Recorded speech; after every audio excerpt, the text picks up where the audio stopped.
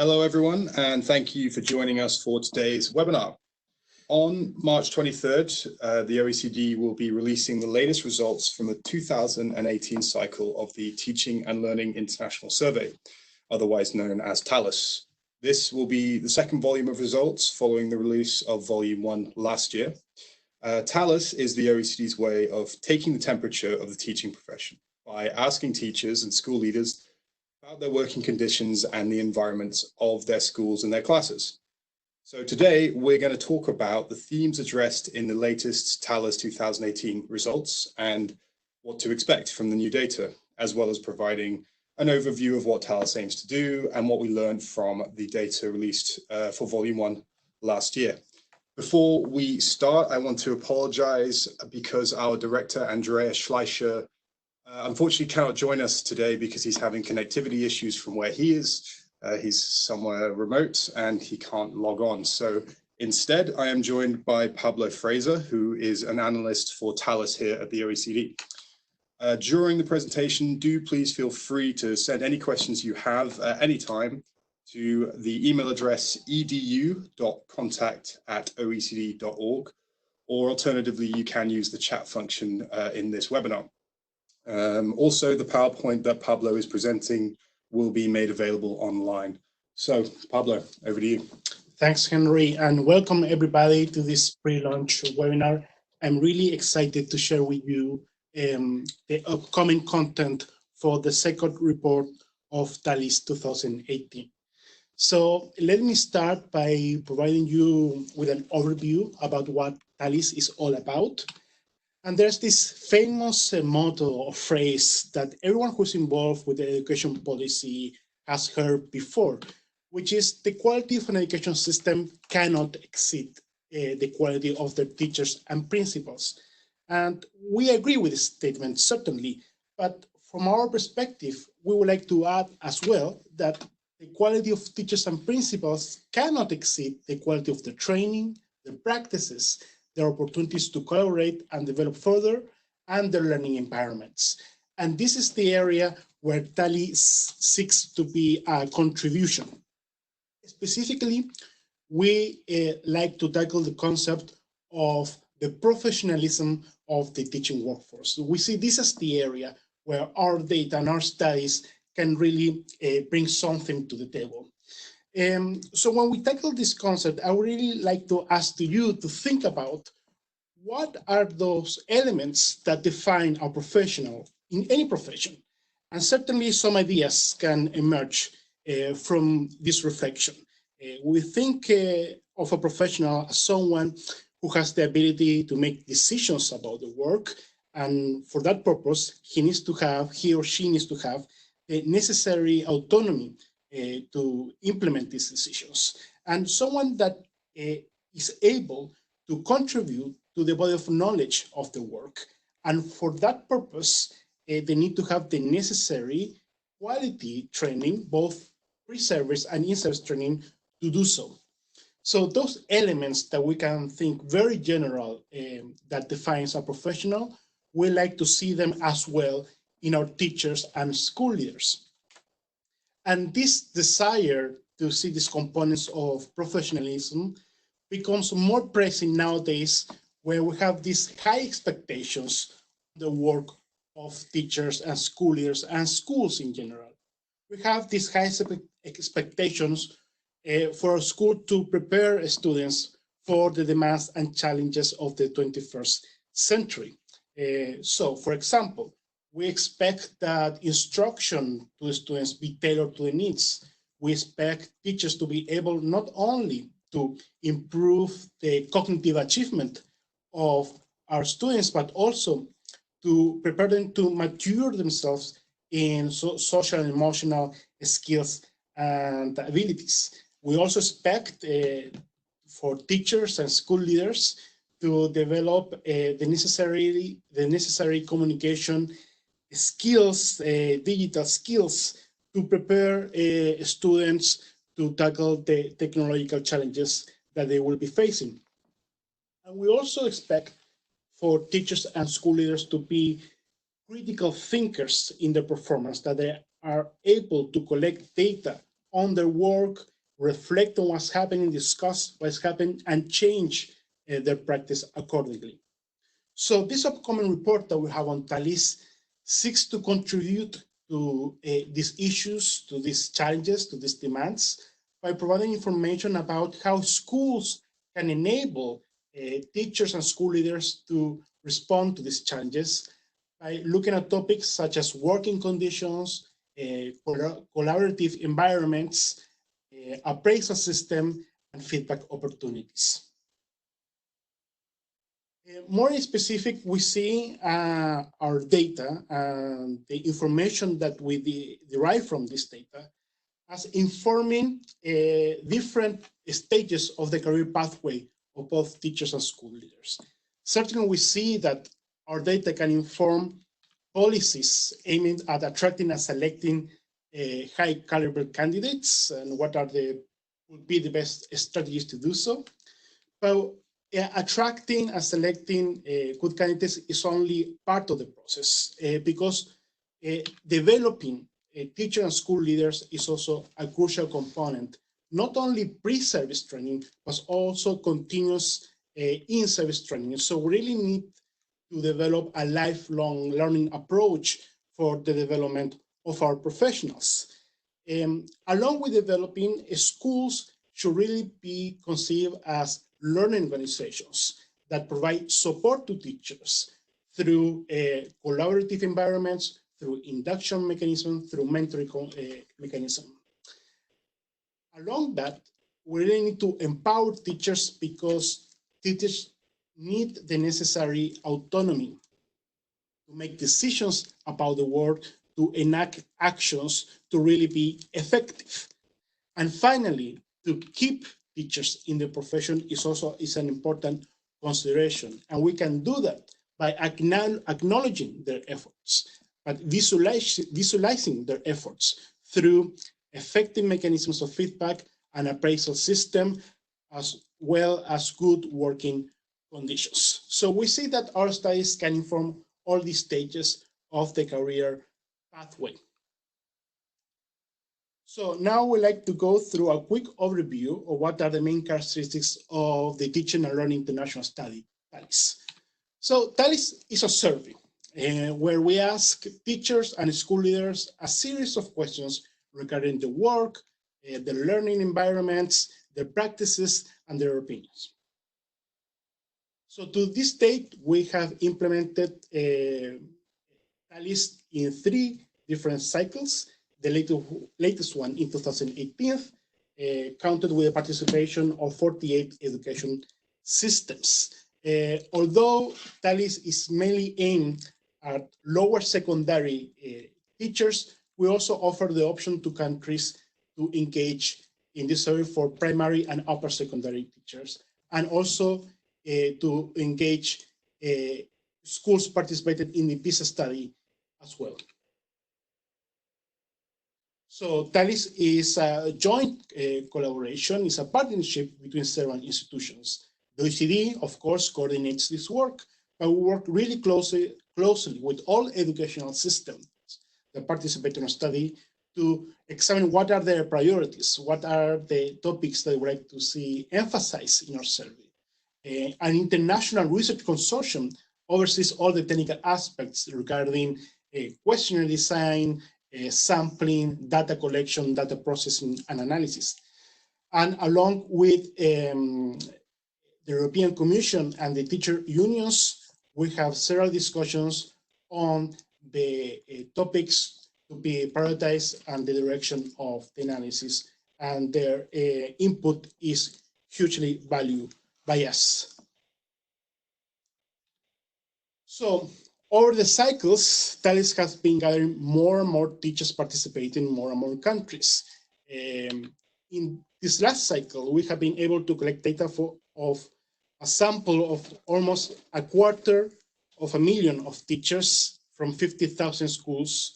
And since these are representative samples, this data represent 8 million teachers across 48 countries, which I find to be quite impressive. TALIS is the largest international survey on teachers available at the moment.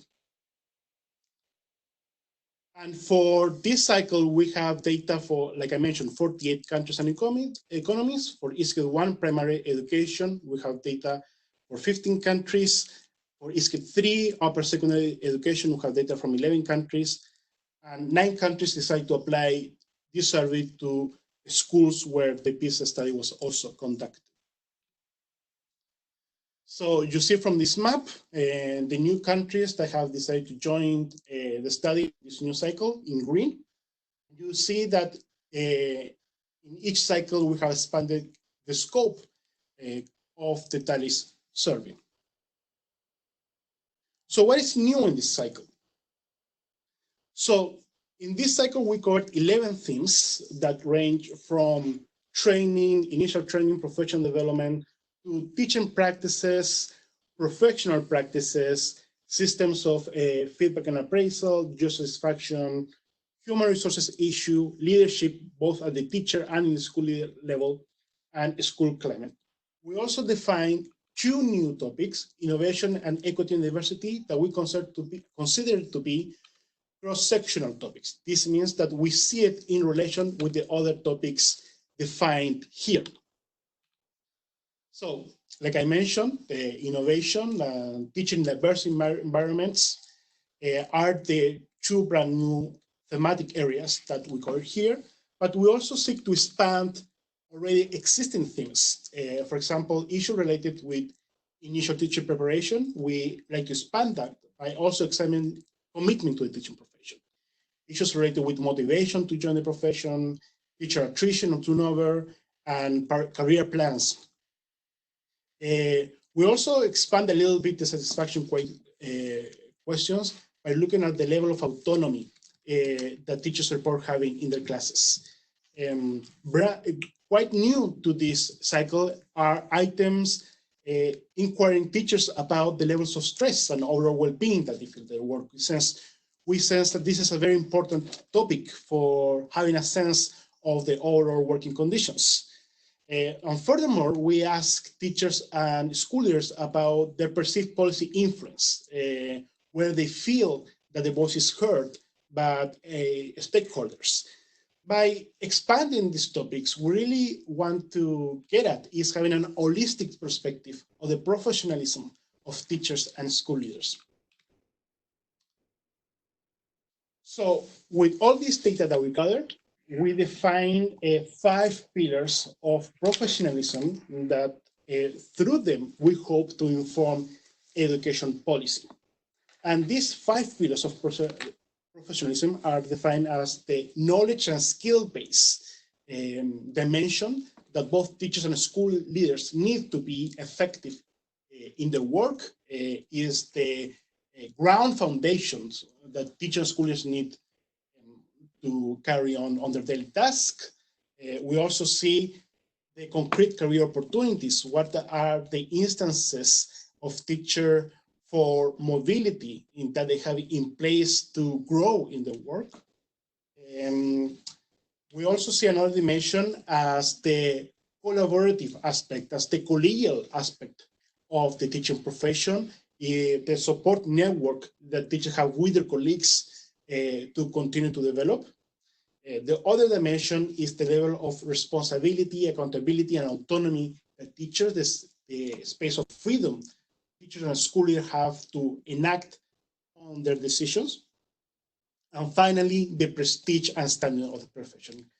How much value and weight do teachers and school leaders perceive that the profession has? So we divided the reporting of these pillars in 2 reports. And the first report, volume 1, teachers and school leaders as lifelong learners, we tackle the first pillar of knowledge and skills. In this report, we cover issues regarding teachers' initial training, in-service training, classroom practices, and school environment. This report was published last year, 19 June of 2019. Now for this upcoming report, volume 2, teachers and school leaders value professional, we tackle the rest of the pillars. Like I mentioned, career opportunities, the professional responsibility and autonomy of teachers, and the collaborative communities and prestige of teachers and school leaders. And this report will be published on the 23rd of March, 2020. I would like now to have a quick overview of the main findings of the previous report of Volume 1, Teachers and School Leaders as Lifelong Learners. And in the scope of this presentation, I cannot give you a complete rundown of the previous report, but I just want to highlight the main findings to give you also a taste of the way that we are reporting the results in TALIS, and to inform you of what has already been, what is already out there. So let's start with seeing who are the teachers and principals according to the data from TALIS. So the good news is that we see that over 90% of teachers say that what led them to join the teaching profession was to make a difference in children's development. And we see here from this graph that the main motivations of teachers, they all respond to what we call an intrinsic motivation. Motivations related to trying to leave a mark in society, whether it's to contribute to society, to benefit to social disadvantage. And we see this, that a very high percentage of teachers respond to these elements as a main motivation. And then we see other elements that are also important, but not as important as the intrinsic motivation, that we can call extrinsic motivation, which are elements responding to components of the job security. And we also see that 2/3 of the teachers participating in our studies mentioned that teaching was the first career choice. And we see this as an important component, but because from our analysis, we have seen that those teachers that are more likely to say that teaching was their first career choice, they're also more likely to engage in professional development and in service training. So this is a very good indicator. This is very positive news of the overall motivation of our current workforce of teachers. Let's go now to some demographic characteristics of the teaching workforce. You will see that on average, the OECD average of the age of the teachers is 44 years old, although we can see there's a great deal of cross-national variation. But an interesting data point is that 34% on average of teachers are age 50 or above. This means, considering the retirement age of around 65 years old, this means that over 1/3 of the teaching workforce will have to be replaced in short term. So this is a point that needs to be considered, and you see from this graph that this is more of a pressing issue for some countries than others. Also, there's an interesting story to see with the gender balance of the teaching profession and how they relate between the gender balance in the teaching workforce and in the school leader workforce. We see that 68% of the teaching workforce are constituted by female workers. But if we look at the school leader workforce, only 47% are composed by female workers. So we see there's a certain level of discrepancy there. What we see is that we have to do a double effort. On the one hand, there's an ambition to bring more male workers to the teaching workforce. But also we have a challenge to have the school leaders be more represented by female workers. So we have a double challenge in that aspect. Also, we ask questions about what the learning environments look like. And here are some interesting findings. We ask principals the level of frequency of a series of incidents. And here we see on on the OECD average that 14% of principals reported that in the last week there was situations of intimidation or bullying. So we see that this is not a negligible percentage at all. This is a high level of frequency. Just last week of when these principals responded the survey. And when we see this from a trend perspective, we see that in some countries, this situation has become more worrisome. Take, for example, the case of New Zealand or Flemish Belgium, which have quite high percentage of principals reporting that forms of bullying occurred last week, over 40% in 2018. And these have become even worse compared to 2013. But we also see that in other countries, they have improved. So there are mechanisms to lower this situation across time. We see the example for Alberta, Canada, or Netherlands, Estonia, and Latvia, which have they're exhibiting remarkably changes in this aspect, where the report of bullying has actually decreased. Another new phenomenon that we are witnessing is the very high percentage of principals that report that they have policy in place to tackle diversity in the schools. And you see here, for example, that over 80% of principals state that they have policies in place for teaching students to be inclusive of different socioeconomic backgrounds. 80% signal that for providing support from students from disadvantaged backgrounds. So this is quite positive news. It shows that according to the principals, schools are already implementing type of policies that is helping teachers and the student population to deal with socioeconomic diverse environments. So let's move to our next topic about what do they do. So we ask teachers about the level of frequency of a series of classroom practices, thinking about a particular class. And we classified this list of practices in different groups. So here you see the percentage of teachers that they report to frequently engage these practices. And we classify this as classroom management, creative instruction, cognitive activation, and enhanced activities. And you see that the percentage of teachers reporting that they engage frequently is creative instruction is more or less higher than the others. And this is something that should be more or less expected. Creative instruction practices relates to more this type of traditional practices aiming at the structure of the class, like, for example, setting goals, presenting a summary.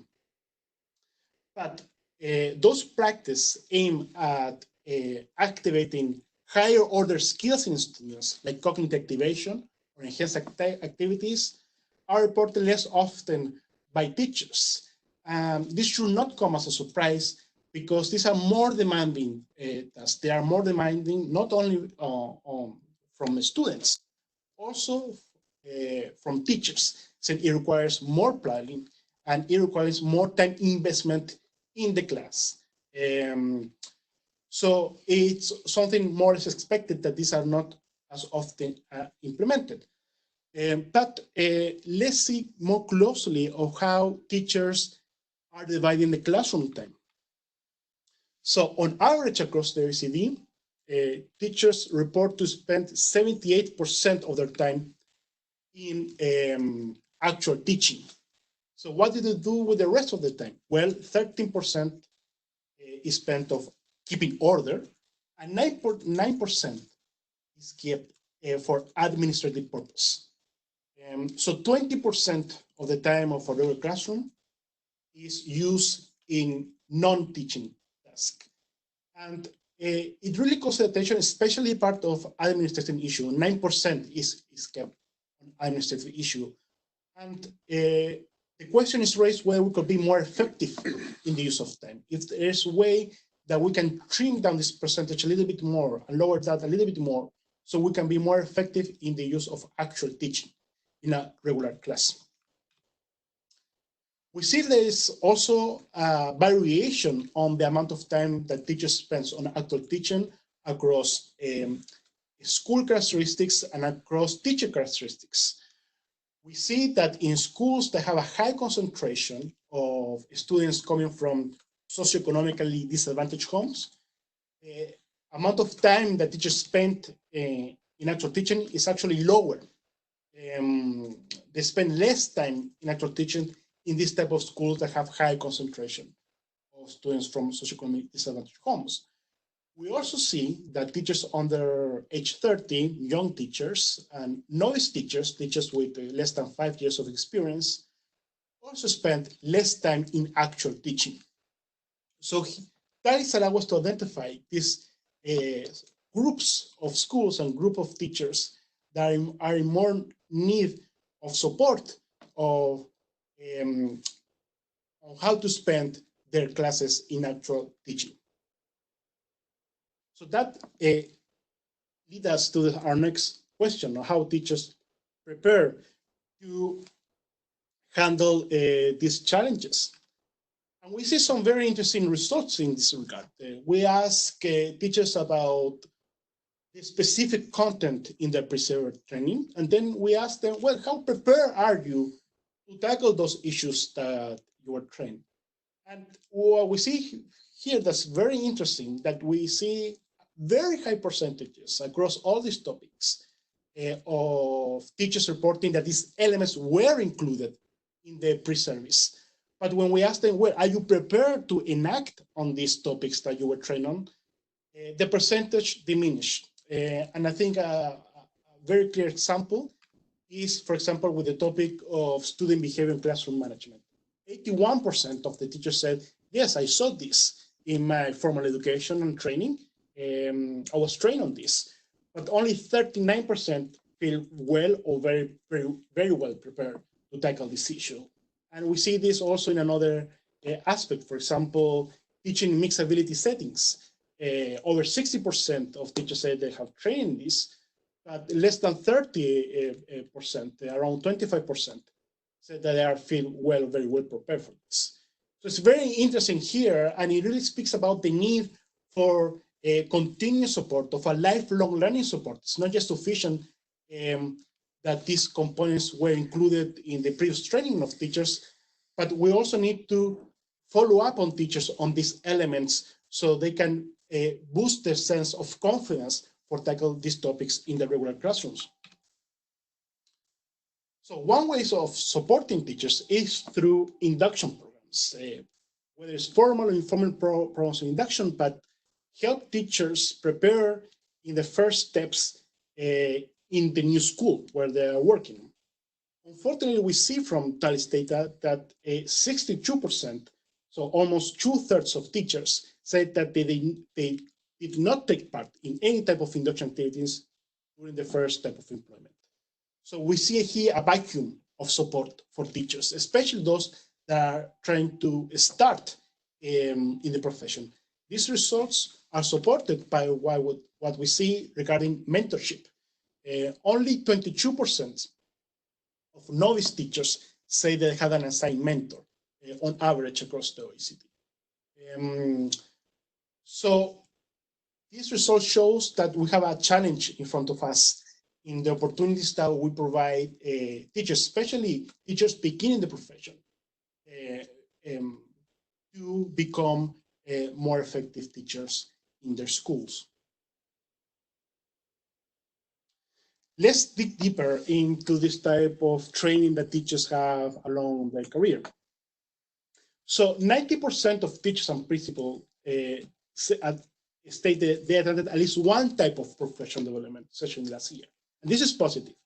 This is positive because we see from our results that participations in in-service training is related with job satisfaction, particularly those type of professional development that teachers report as impactful have a positive association with job satisfaction, with can lead us to think that it can have an impact as well in retention.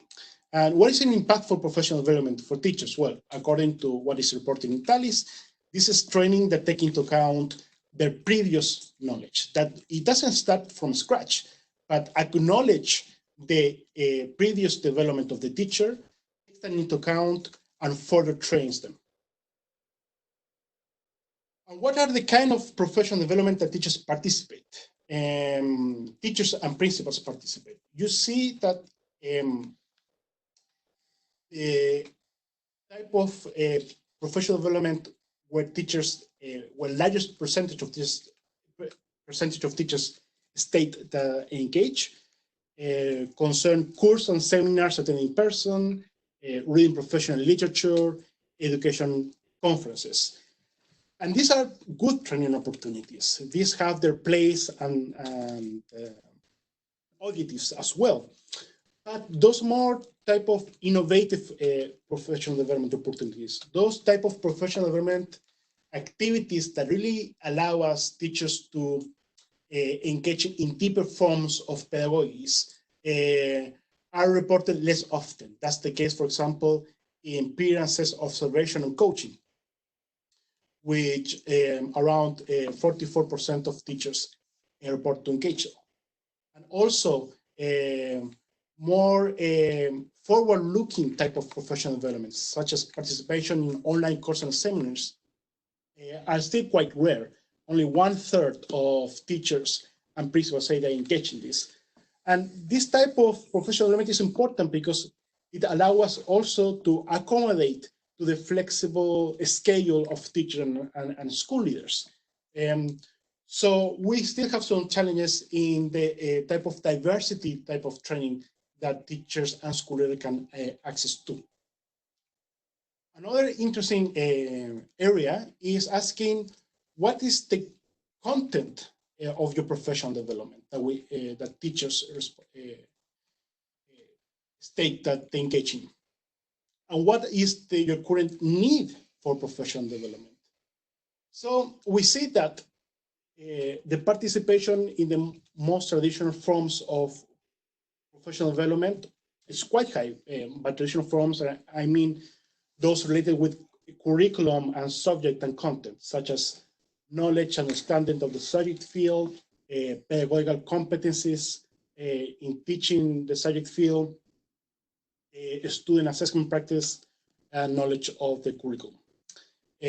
Where we see a very high percentage, over 60% percentage of participation in it. But those type of professional development that are more looking to the 21st century by really targeting a specific soft population of students seems to be less attended to. For example, if you look at the participation in professional development in teaching in a multicultural, multilingual setting, only a little bit above 20% of teachers say they're engaged in this, or communicating with people from different cultures or countries. Less than 20% of teachers engage in this. And what is interesting is that we see a contrast between the participation and the need for it. For example, if we look at ICT skills for teaching, 60% of teachers say that they have engaged in this type of professional development, but still around 70% of teachers say they have a high need for it. Also, teachers students with special needs, around a little bit above 40% of teachers said that they engage in this type of training, but 22% say they have a high need for it. The same again, we teach in a multicultural, multilingual setting. Around a little bit above 20% participating in this training, but around 16% report that they have a high need for it. So we really have to be more strategic in the type of offer that we allow teachers to engage in, and to really hear the voice on what are the needs to engage in it.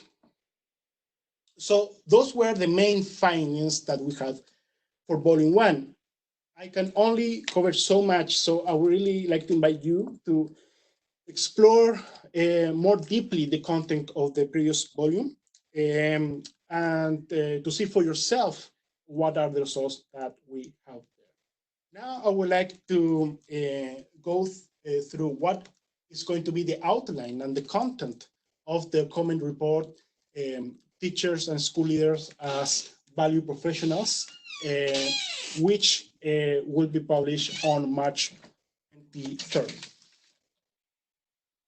So first, I would like to tackle what are the new items. These are new items in 2018 that we're going to be reporting in this upcoming report. So first, we have this question about classroom autonomy.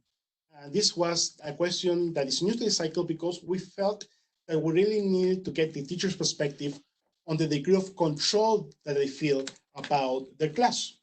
So here we ask teachers about whether they feel they have control on determining course content, selecting teaching methods, assessing student learning, disciplining students, determining the amount of homework to be assigned. We also expanded the question on satisfaction. We felt that we really want to have question on satisfaction that really target the working conditions of teachers. So we added 2 new items, asking specifically about the satisfaction with the salaries and with the overall conditions of the contract of the contracts. We also wanted to ask teachers about how they feel in the sense of the influence to policymaking.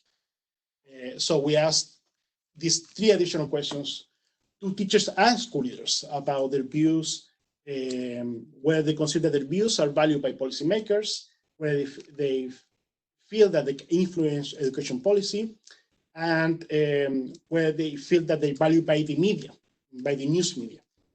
So those are these new components that we feel are important for the prestige of the profession, both for teachers and school leaders. Also, quite new to the second, and we're quite excited by this new development, are questions related with stress and the well-being of teachers. And here we ask teachers about to what extent do they experience stress in the work, whether they consider the job leaves time for their personal life, and whether the job, they feel that the job negatively impacts their mental or physical health. And we also like to hear from the teachers themselves what they consider to be the sources of these levels of stress. So we have this battery of sources that we ask the teachers for the input, where what are the main elements that they identify, where is having too much lesson preparation, many lessons to teach, too much marking, or being held responsible for student achievement, keeping up with changing requirements, and so on.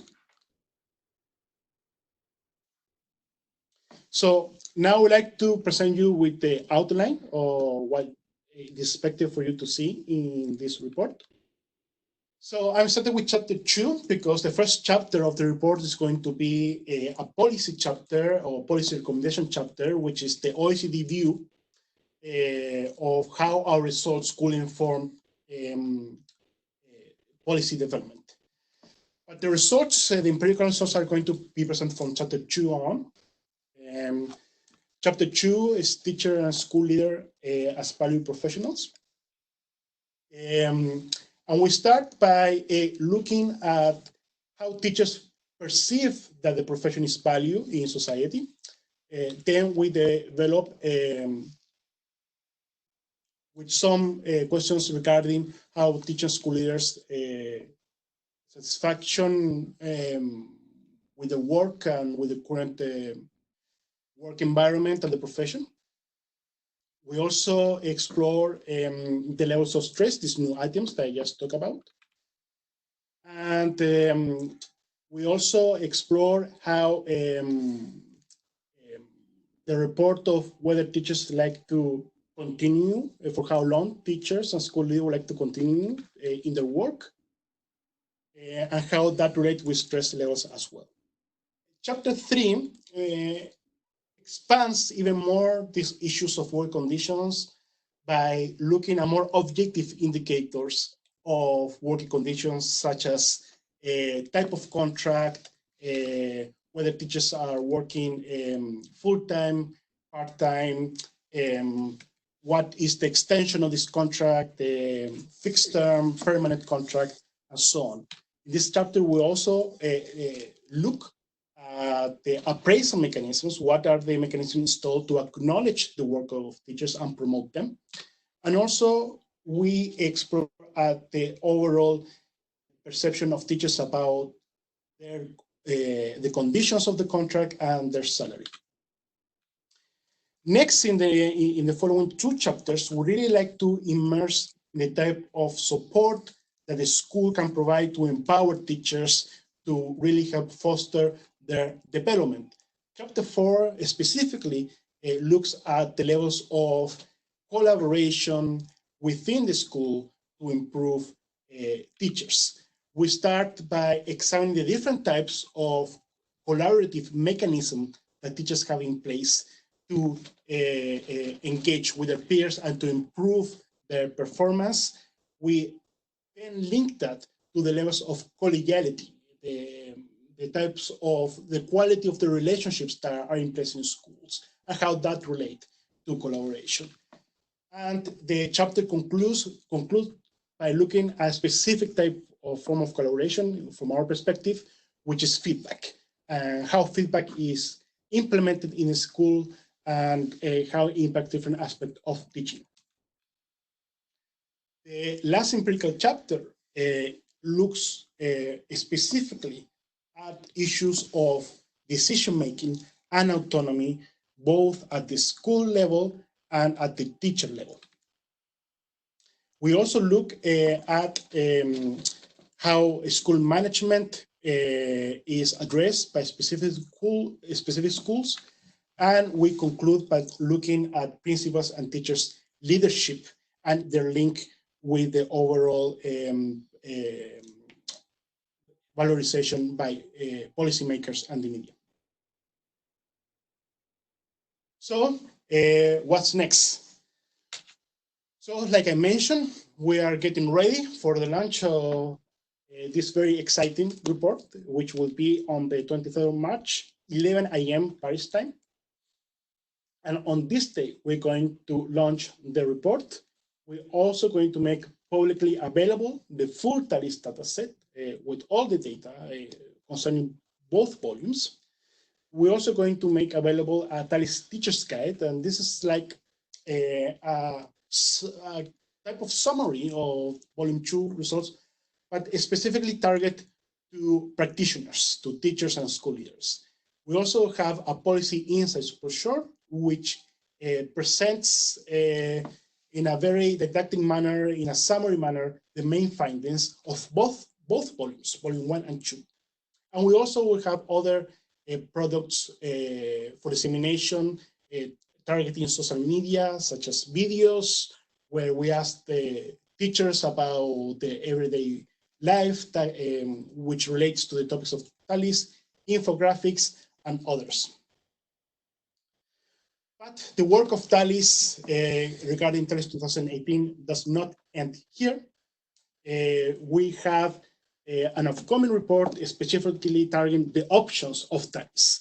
So by the end of 2020, we will have a thematic report targeting the TALIS special link option and exploring research questions specifically aimed at the analytical possibilities that the TALIS special link option allows. Then for next year, we're going to have a thematic report targeting those countries that opted to apply the survey in primary education, ISCET 1, and in upper secondary education, ISCET 3. And then 2 years from now, February 2022, we will have a new thematic report, specifically looking at equity issues. So that's it from my side. If you have any questions or comments, please go ahead. Thank you, Pablo. We have actually received a few questions. So just choosing these. The first one here How does it help to compare TALIS data from countries such as Finland and Denmark with countries like South Africa and Mexico? Aren't there huge cultural differences between these systems?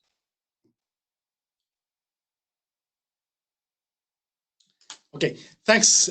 Thanks for that question. I think this is a recurring question, and it's really interesting to see um, these concerns of how can I get or how can I learn from other countries that it seems so culturally different. I think I would like to address it by tackling two topics. One, I think there are interesting policy insights coming from everywhere in the world. Our experience developing the questionnaire, we have been able to gather policy initiatives coming from all countries, from Finland, Singapore, sure, but also from South Africa, Kazakhstan, that they are really started to implement very interesting initiatives that can speak to countries regardless of the level of development. So there's a learning experience there to see where new ideas are coming from that can be quite enriching. The other aspect that I would like to call attention is that many times we can learn not only from the concrete results of countries, but also from the processes carried on by countries. Certainly we have an educational system with quite remarkable teaching workforce. Finland, Singapore are a good example, but all these countries started from somewhere. All these countries have a starting point. And TALIS can help now specifically that we have some trend data and we can see the interesting changes. It can spark a discussion about what were the processes carried on by these countries. And learning from this process that led them to be in the place that they are now, I see that a huge value for comparative policy. Okay, we have another question here. Could you give examples of good policies to retain teachers in their careers?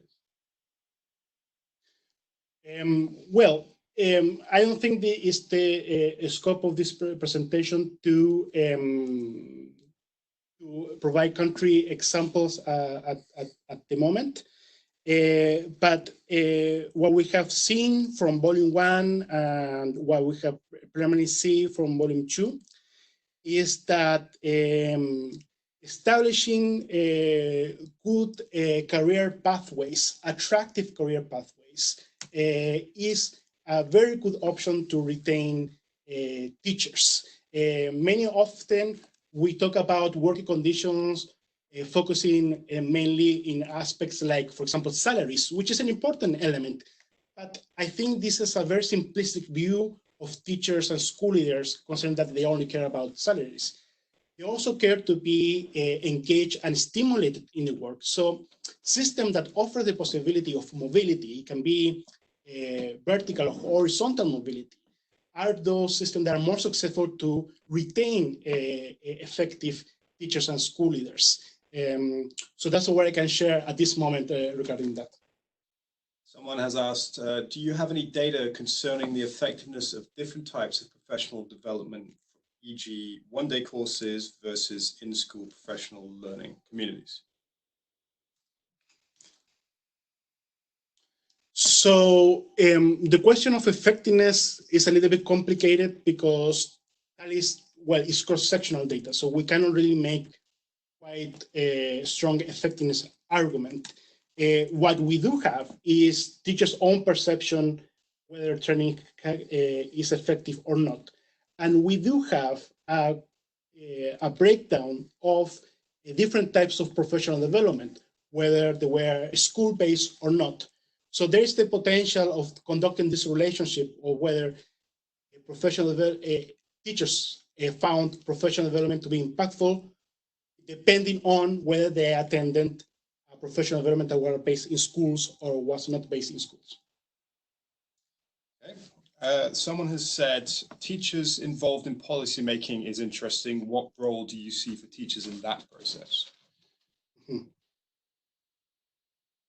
What we're trying to get at is if teachers had a feeling that if their collective voice, whether it's organized through a specific organization or an union or other type of mechanism, if they felt that they have a vehicle for to get their perception across to the ones actually enacting policymaking, where they felt that their knowledge of the classroom, their knowledge of the schools was communicated to those that at the end of the day are in charge of designing policy. So that's very interesting for us because, as I mentioned from the beginning of the presentation, it's part of the element of teacher professionalism. A professional is someone that contributes to the knowledge of work of the profession. So if we're talking about education policy, of course, that is part of the knowledge of work of a teacher, of a school leader. So we like to explore if teacher and school leaders felt that those mechanisms to be heard are being in place. We have a few questions asking about the TALIS PISA link. I think people would like you to explain that a bit further. Okay, so the TALIS PISA link is an option that we have in TALIS. And it's basically what we do in very simple terms is that we work with a sample of schools that in that country participated in the PISA study. And from that sample, we soft sample a group of schools and we survey those teachers using the TALIS questionnaire. So with that information in place, we are able to link the TALIS questionnaire with the PISA evaluation and the PISA questionnaire as well. So that provides an interesting linkage between teachers' data coming from TALIS and student data coming from the PISA study. Someone has said, you mentioned that stress is covered. Does TALIS look in detail at the actual impact of stress on teachers' work? Yes, this is tackled in our second chapter of volume 2. We do have some analysis, specifically regarding how stress is related to intentions to continue in the career. I cannot really share any more information than that because I'm going to spoil the results and I cannot do that. We have some analysis. But I would also like to invite researchers to really make use of this data because there was only so limit things that the group of researchers here could do for this publication. And I really think there is a whole potential of research questions that could be answered by this stress indicator that we have in TALIS in this cycle. So we'd like to invite researchers for on Monday 23rd to download that database and start working. I think we have time for one more question. Just picking up. Unfortunately, we won't get to all of the questions, so apologies if your question doesn't get read out, but we have limited time. So someone has said, short question, I am from India. Can we use your survey to get insights into education and teachers in Indian schools? Well, I think there's several answers to that question. I think if you are conducting a study in your local area and you are interested in our items, certainly you can write to us, and it's a very easy protocol to use our instruments, and we'll be happy to help. If the question if can India participate in the future of TALIS, yeah, certainly we'll be delighted to do it, and I certainly hope we will in the future. We are really looking forward to learn more from the experience of a wide range of countries. Well, thank you, Pablo, and thank you to all of our participants for your interest in this topic and in the OECD's work on education in general. If you would like to find out more about TALIS, you can head to our website, oecd.org/education/TALIS, that's TALIS. But this webinar has also been recorded and will be made available on our YouTube page, which is Edu Skills OECD. And I do encourage you to look out for the release of the latest TALIS data, which will be on March 23rd. So thank you once again, everyone, and until next time.